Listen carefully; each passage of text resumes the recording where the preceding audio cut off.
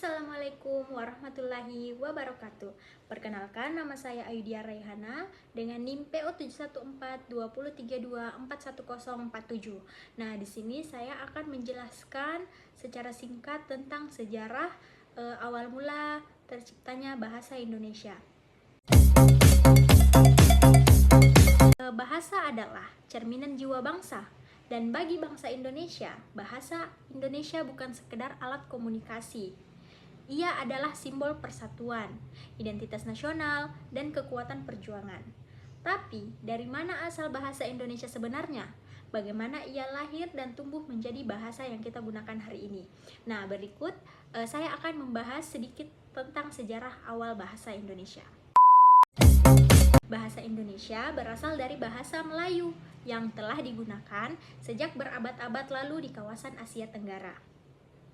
Bahasa ini menjadi bahasa perdagangan dan penghubung antar bangsa di wilayah Kepulauan Nusantara.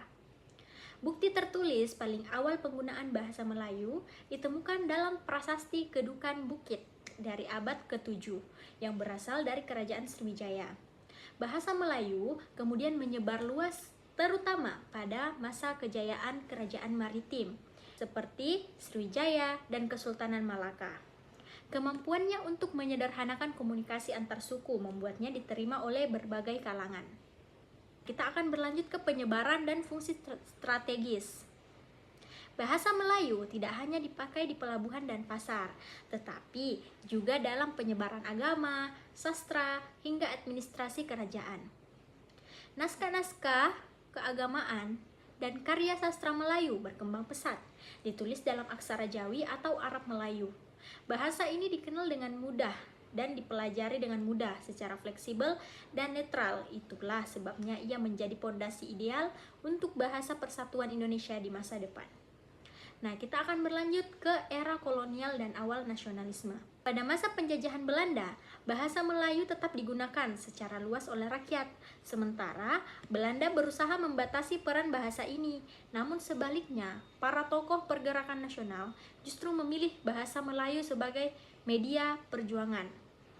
Sejak awal abad ke-20, mereka mulai menyebutnya sebagai bahasa Indonesia untuk menandai semangat baru, membangun identitas bangsa yang merdeka dan setara. Nah, di sini saya akan membahas momen bersejarah dalam terciptanya bahasa Indonesia.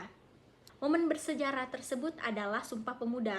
Puncak dari semangat itu terjadi pada tanggal 28 Oktober 1928. Dalam Kongres Pemuda II, di sanalah lahir ikrar bersejarah. Kami putra dan putri Indonesia menjunjung bahasa persatuan bahasa Indonesia. Inilah momen penting kelahiran bahasa Indonesia secara politis. Sejak itu, bahasa Indonesia tidak lagi dipandang sebagai sekedar turunan Melayu, tetapi sebagai bahasa bangsa yang baru, bangsa Indonesia. Nah, selanjutnya, saya akan membahas tentang kemerdekaan dan penetapan resmi dalam bahasa Indonesia. Setelah Indonesia memproklamasikan kemerdekaannya pada tahun 1945, bahasa Indonesia resmi ditetapkan sebagai bahasa Indonesia, bahasa negara dalam Undang-Undang Dasar 1945 pada pasal 36. Bahasa Indonesia kemudian digunakan secara luas dalam pendidikan, pemerintahan, media, dan hukum. Ia menjadi alat pemersatu yang menjembatani lebih dari 700 bahasa daerah dan ratusan suku di seluruh Nusantara. Nah, bahasa Indonesia lahir dari sejarah panjang, bukan dipaksakan dari atas, tetapi tumbuh dari bawah, dari kesadaran rakyat sendiri. Hari ini, bahasa Indonesia tidak hanya menjadi milik bangsa Indonesia, tetapi juga dikenal dan dipelajari di dunia internasional. Bahasa ini adalah warisan dan kebanggaan kita bersama.